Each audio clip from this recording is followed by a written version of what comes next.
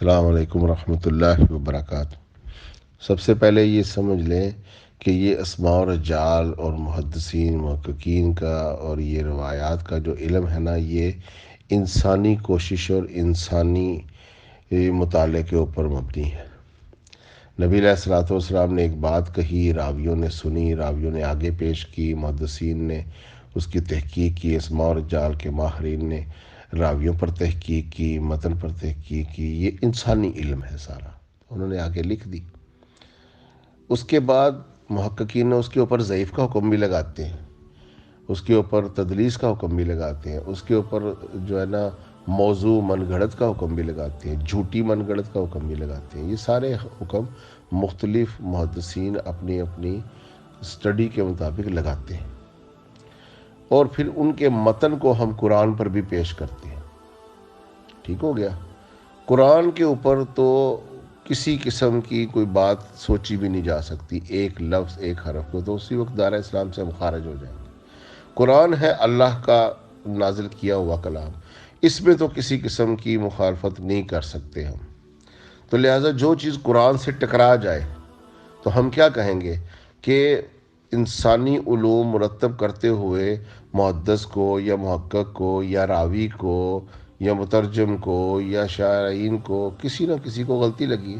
ہم یہ نہیں کہتے کہ معاذ اللہ ثم معاذ اللہ کہ نبی کا کلام غلط ہے، ہم کہتے ہیں جنہوں نے روایتیں کی ہیں نا ان کو غلطی لگی ہے۔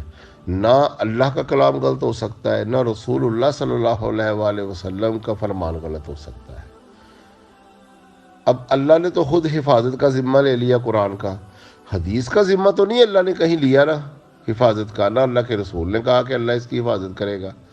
اب یہ ہے انسانی علوم، انسانوں نے روایات کرتے ہوئے اگر کوئی غلطی کر دیں تو اس میں نہ تو دین کا کوئی قصور ہے، نہ اللہ اور اس کے رسول کے اوپر کسی قسم کا جو ہے نا ہم وہ لفظ لے سکتے ہیں۔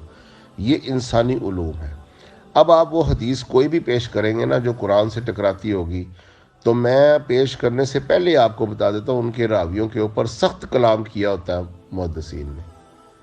جنہوں نے وہ پیش کیا ہوتا ہے، وہ پیش کرنے والوں نے بھی آگے کہہ دیا ہوتا ہے کہ یہ ضعیف ہے، یہ ضعیف ہے، یہ ضعیف ہے، لیکن بیان کرنے والے وہ اوپر اس کے ضعف کا حکم لگا ہوا نہیں بتاتے، روایت بتا دیتے ہیں۔ یہ ہوتے ہیں نو سیکھیے۔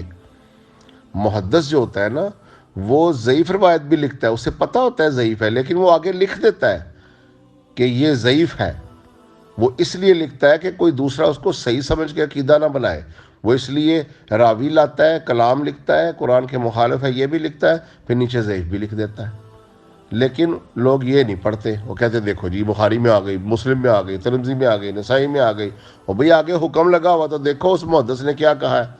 کئی دفعہ محدث کہتا ہے میں نے فلاں سے سنا ہے، تو اس فلاں کے اوپر پہلے سے ہی ضعیف کا حکم لگا ہوتا ہے، تو محدث اس کو لے آتا ہے کہ کوئی اس کے اوپر اپنا عقیدہ نہ بنا لے۔ تو یہ ضرور ذہن میں رکھیں، اور وہ پھر روایات بھی آپ کو ادھر پیش کرنی چاہیے، اس کے اوپر آلریڈی ضعیف کا حکم لگا ہوا میں آپ کو دکھا دوں گا، پھر وہ ضعیف کا حکم لگے بغیر آپ اس کو متن کو پیش کریں گے قرآن کے ساتھ، وہ ٹیلی نہیں کرے گا، ہم اس کو دیوار پہ ماریں گے۔ کیوں؟ یہ اللہ کے نبی کا کلام نہیں ہو سکتا، اللہ کے نبی قرآن کے خلاف کبھی بات نہیں کریں گے، لہٰذا ہم اس کی جان پھٹک بھی نہیں کریں گے جب ہمارے پاس متن منکر آ گیا کہ اللہ کے نبی کا یہ کلام ہو ہی نہیں سکتا وہ کہ قرآن کے خلاف جائے، اور قرآن کا ایسا حکم نہیں ہو سکتا وہ اپنے نبی کی مخالفت میں جائے۔ تو اللہ اور اللہ کے رسول وہ ایک ہی بات کرتے ہیں، بیان کرنے والے سے غلطی ہو جاتی ہے، قرآن کی حفاظت اللہ نے فرما لی، حدیث کی حفاظت میں ضعیف بھی ہے، راوی ہے، منافق بھی بندے بیچ میں گھسے ہوئے ہیں، جھوٹے من گڑت بیان کرنے والے بھی گھسے ہوئے ہیں، اس لیے اس کے اوپر حکم لگا کے اس کو ضعیف کر دیں گے۔ السلام علیکم ورحمۃ اللہ۔